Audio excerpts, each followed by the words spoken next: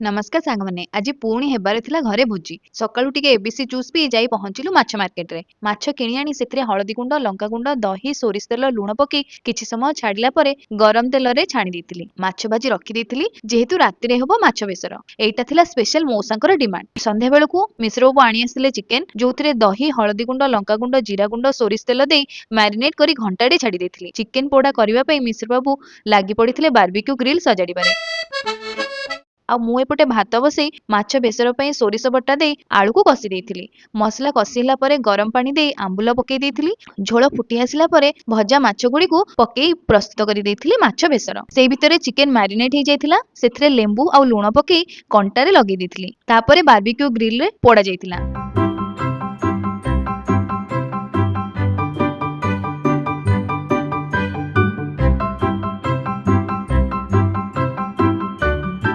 से भितरे आसी पहुंची जाइथिले आजी भोजी रे अतिथि माने माने माउसी मौसा भाई लुई भाउज आउ आम लाडुलु माउसी निज हाथ रे प्रस्तुत करे नै आसले कांजी स्पेशल मो पई मते कांजी बहुत भल लागे कांजी पी बसी जाइथिलु चिकेन पोड़ा खाइबा पई आउ तापरे माडो होइतिला भात को माछ बेसर